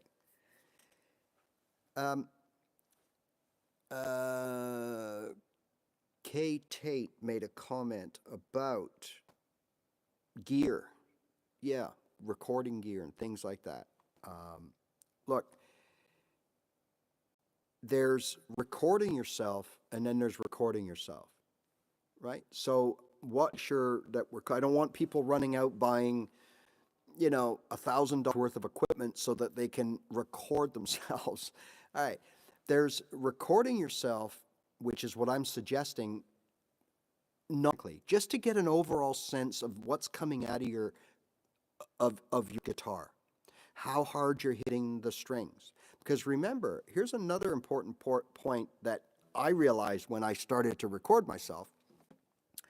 The way we hold our guitar and play it, we hear very well, but the reality is we are behind and above the sound hole. This is where all the sound comes here, okay? So it comes out like this, like that, out of this hole, right? When we play. But we are back and up. Some of us more back than others. Some people are leaned over, so you're going to get a bit of that coming. But for the most part, we're backing up.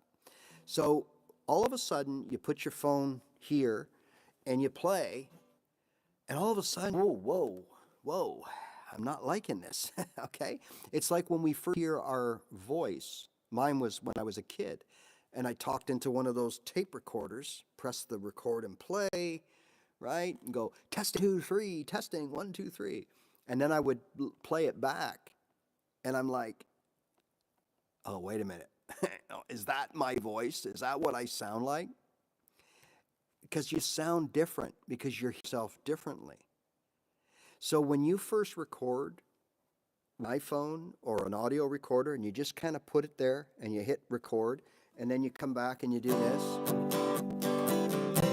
be prepared to think that you are much stronger, louder, and offensive than you actually are. Because at the end of the day, it's because of how we hear ourselves as well. All right, that's the kind of recording I'm talking about. For now, I'm just talking about use your phone and hit record on the voice memo, or yeah, you could pick up a fancy little recorder if you want to, you know, whatever. Now, the other type of recording that we're talking about is more like, in a way, what I have to do here. I mean, yes, I could sit here and just talk into my phone. I think once or twice when we were having some technical issues. And there is a difference, but for what we're doing, not much of a difference. But when you're recording yourself to record yourself, meaning you want to do a DAW, a digital audio workstation, you want to add effects, you want to save it and put it on a DVD so someone can listen to it in their car. Oh, that's a whole different thing, right? Now, like I'm not good at this in this show, but that's different. Now we have to be concerned how we capture the original audio, how strong the signal is. We want it to be as flat as possible, no reverb, no effects. We don't want to be that has reverb. We want to be in a dead room so that, it's transferred into our computer and then we can manipulate it and all that kind of, and augment it and everything else. That's not the recording I'm talking about when I recommend go out and record yourself.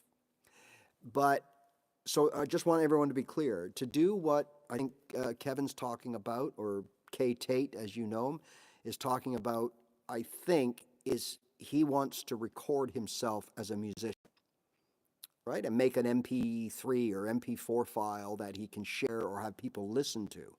I don't know if Mr. Super Sidewinder is still with us, but as I put in my, if you guys missed it, into my post, I think they call it a post. It used to be called Community, where I can post things like little bits, little pictures or bits of information for you guys or short videos.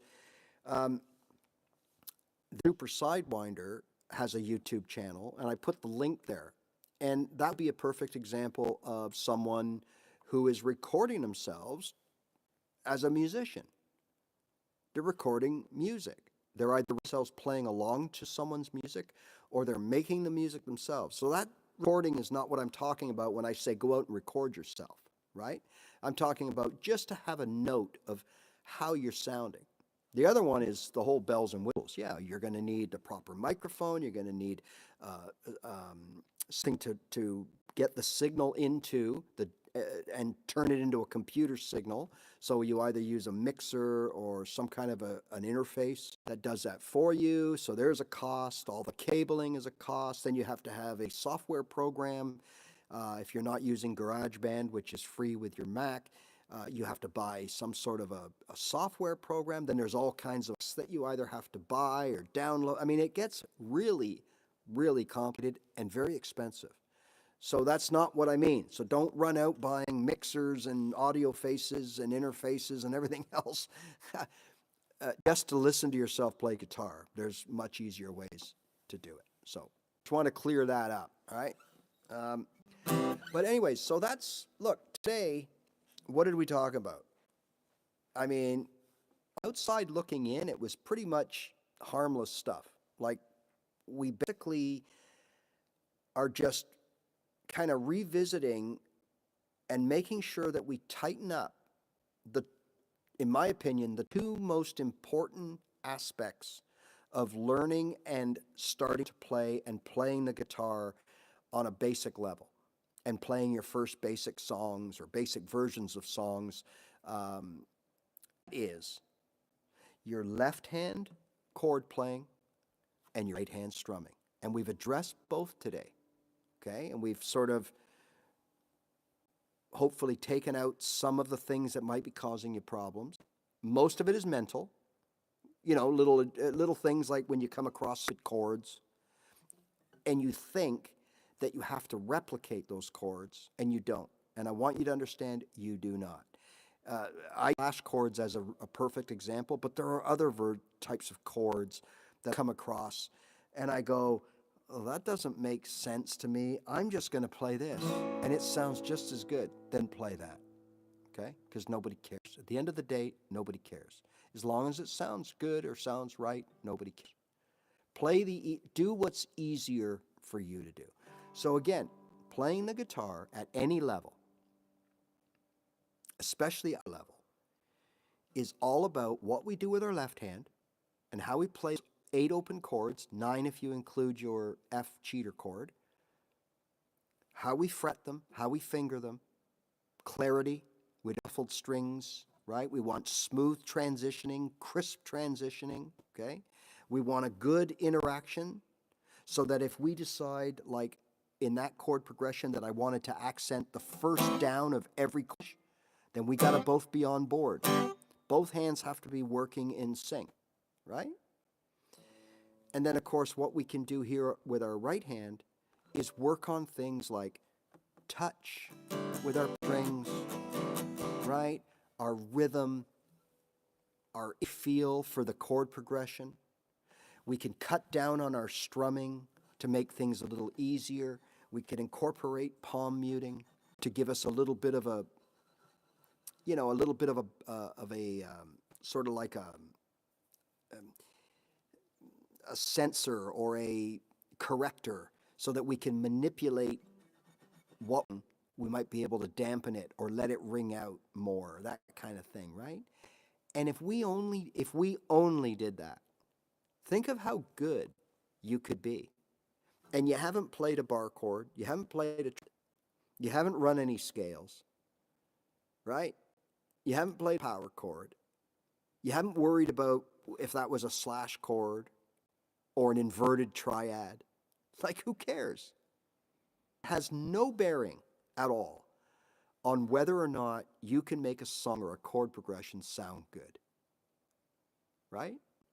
Yeah, Focusrite. They're good. I have a Pre-ness. Now it's an older one, but it's 44K or 4-bit or whatever it is. So it's up to date that way, but it's an older one. It doesn't have some of the bells and whistles on it, but Focusrite, yeah, they're pretty good. That's all you need.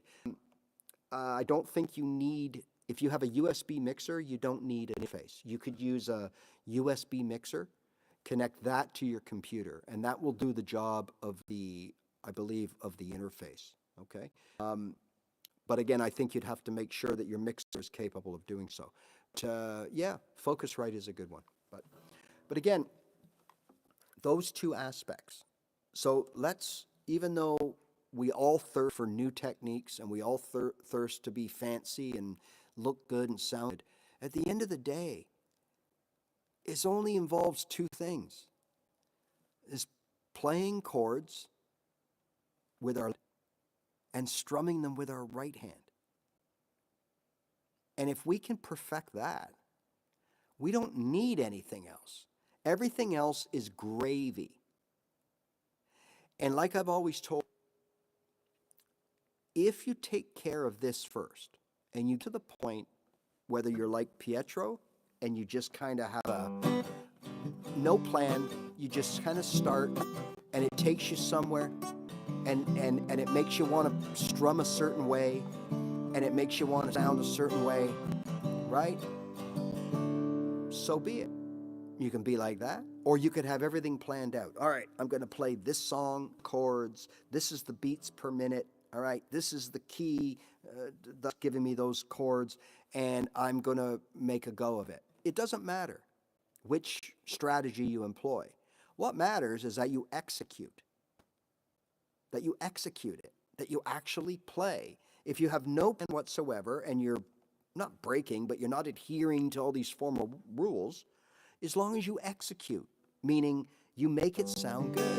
You're going to use your finger and your thumb like I do? Here. It was early morning yesterday. You're up before the dawn. I really have enjoyed my stay. I must be moving on. Like a king without a castle, like a queen without a throne. Just the thought of those sweet ladies. And da-da-da-da-da. So again, I'll ask you, what strumming pattern? What was the strumming pattern there?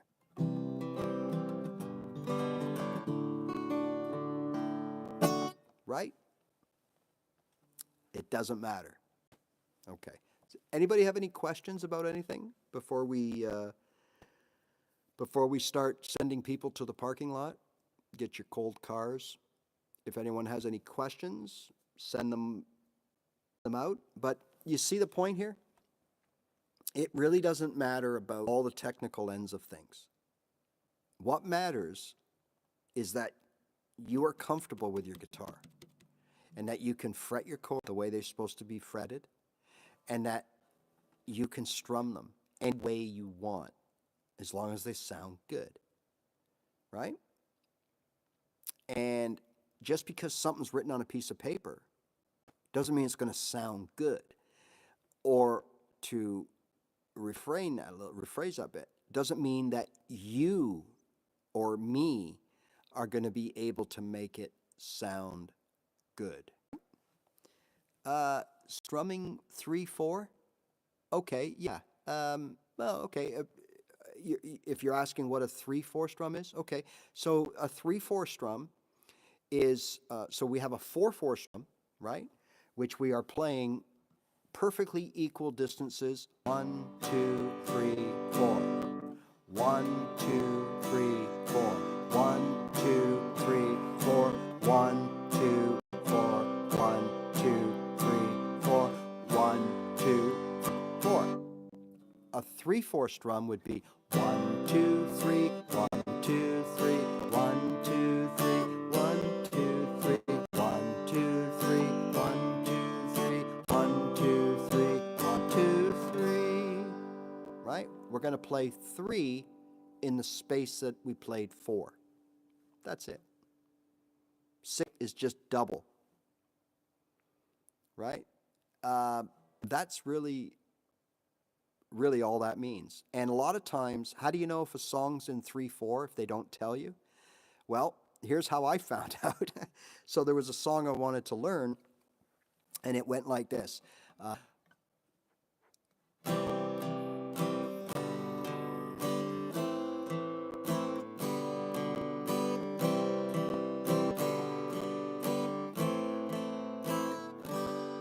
Right, went like that. Okay? And I thought, how hard could that be? So I put the song on, right? And I start playing it. Pretty lady,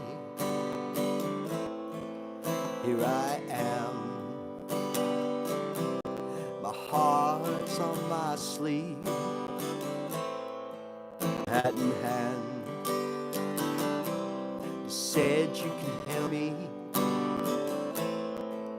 oh, help me now, right? I'm thinking, okay, but the problem is, the song is further down than I am. And I'm playing the right beat per minute. But we're not changing at the same time. And then the further into the song that I went, the further behind I was. So like the lyrics were way out ahead of me. I'm like, they're already there. Like, no, it's only like 88 beats per minute. How are they already there? The reason that they were already there is because they were in 3/4. And I was playing in 4/4. So that means for every 4, they're already going to the chord after 3, and I'm staying to 4. So after a few bars of music, I'm a whole bar behind. That's when I realized, oh, wait a minute. There's something wrong here. So I re-listened to the song. Sure enough, it's pretty lady, here I am. My heart's on my sleeve, hat in hand. Said you can help me. 1, 2, 3, 1, 2, 3, change 2, 3, change 2, 3, change 2, 3. Think of the waltz. I think it's the waltz. Is it the waltz? I think it's the waltz. Right? So that's when, again, when you're playing on your own, it's not a big deal. If you can make it sound like the record in 4, nobody is going to know that you're lagging behind or you're way ahead or whatever. But you're the singer and you're the player. But when you're playing to something, or there's someone playing with you in the right count, and you're not, well, it's a train wreck waiting to happen. So we have to, now look, having said that, the overwhelming majority of songs really are 4/4. And when you get into things like, 6/8 and 12/16s and all that, that just usually indicates speed, like that there's a certain genre of music generally would require that you play more notes in that same span faster. And that's really all that is. So you would double really the tempo, right? You know, but I think for the most part, when you're starting out, don't really worry about these timings. 4/4, everything 4/4. I mean, you will. It's just like saying, okay, if I had to choose one key to play in, I'd probably choose C, because there's no bar chords in a C key, but because, over 50% of all music is generally written in the key of C. So that gives me the most opportunity to play songs, right? That's the reason. So the same thing applies in that if I just play 4/4 and practice in 4/4, then, it'll have, until I have the ability to change and adapt, I'll be able to play most songs. And again, guys, I want you to understand this is just another aspect of things that, unless there's a song that is so specific to being in something like 3/4 timing, half the time you could just play it in 4/4 and nobody would really know the difference. So it's just another one of those things not to really worry about. I know it's funny because some people might get the feeling that if you listen to me, well, you don't have to know anything. Just play 3 chords and strumming and you're all set. Well, that's not true, but is true at the beginning. Because I'll leave you with this. At the beginning, in anything you do at the beginning, right? Anything that you do, you have to walk before you run. So if anybody is a pool player, or in certain parts of the world, snooker player, right? And you watch a professional play pool, 9-ball, snooker, what you notice is it's not the shot ahead of them that they're worried about. They're already thinking of the next shot. And thus, where should I have the cue ball end up, this shot, so that I can make the second shot? And sometimes they're thinking 3 shots down the road. So they're pre-planning where they want the ball to land. Now, in order to make that cue ball land on a certain part of the table, they usually add what we would just call spin or English on it, right? So they strike the cue ball in a certain way that makes it spin off in a different direction than its natural path, right? So they're manipulating the cue ball. But when you do that, it also affects the way you make your first shot. So you have to compensate. If you're going to hit the cue ball down at the bottom right, it's going to go a different way than if you hit it straight in the middle. So you have to compensate to make your shot. Does that make sense? Well, it's the same thing here, right? Before you manipulate the cue ball, you have to be able to hit the cue ball straight into your object ball to make the pocket. Once you can do that 100% of the time, now you can start manipulating things. So with the guitar, until you learn your chords and play them properly and be able to more than adequately strum those chords using rhythm, tempo changes, all that kind of stuff, until you do that, it's just silly to start trying to do all these advanced things. Learn how to do the basics, fretting chords and strumming to make chords sound like music. Once you can do that and do it well on a regular basis, now we can start other ways to play chords. Take advantage of our good strumming. Right? It doesn't make sense to learn the hard thing first. And that maybe that requires some knowledge, some theory. Like bar chords require a bit of theory. It's very little theory. You got to know where to put your finger. If I want to play an A bar chord, I got to know that I got to have my finger on. If I want to play an E, well, then I got to have it on an E. And so on. Okay? If you don't know that, then you can't do it.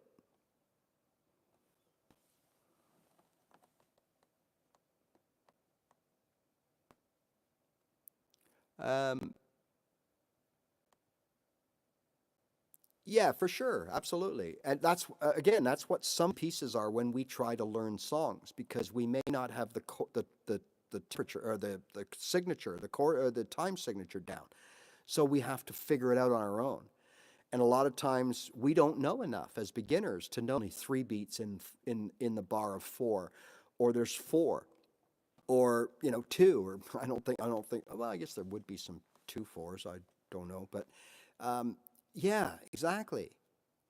But when we find out, and we're thinking that the missing piece is a chord that we're not playing, or a chord that we're not playing at all, or it's the way we're strumming, or whatever, when all along, no matter what we did, we wouldn't, because we don't have the right time signature.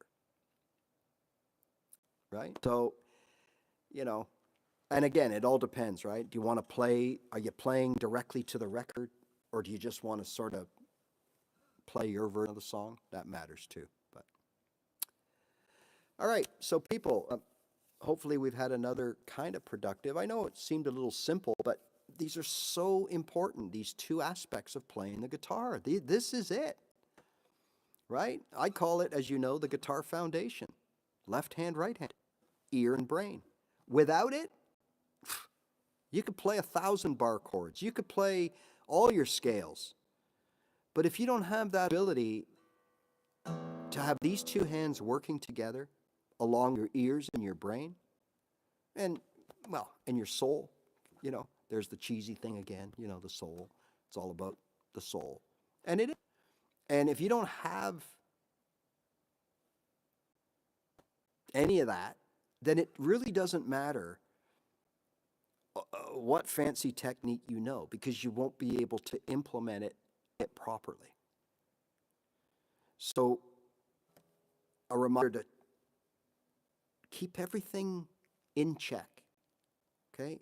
This is a marathon. It's not a sprint.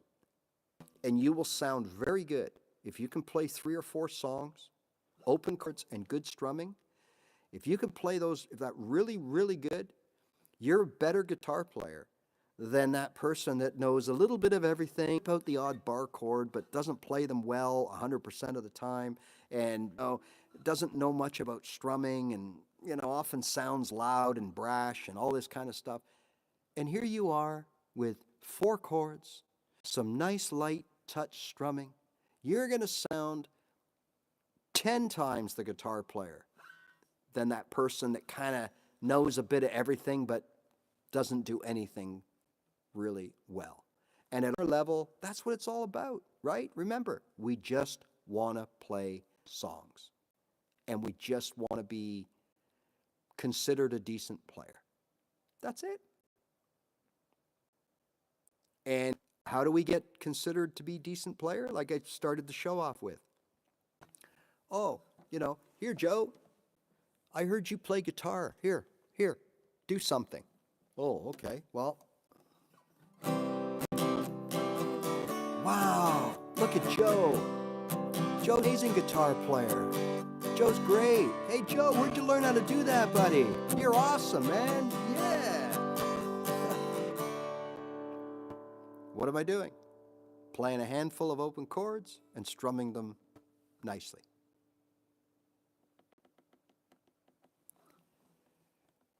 Gingers don't have soul. What's a gingers? What's a ginger? Get that? I wish I could cut my lawn, Randy. I won't be cutting my lawn the way this weather's going for another probably 3 weeks or more.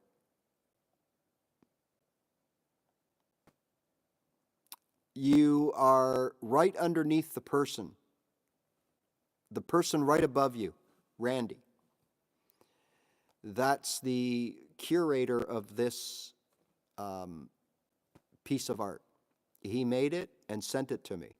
So that's where that comes from. Randy, you get a lot of comments about your quilt, eh?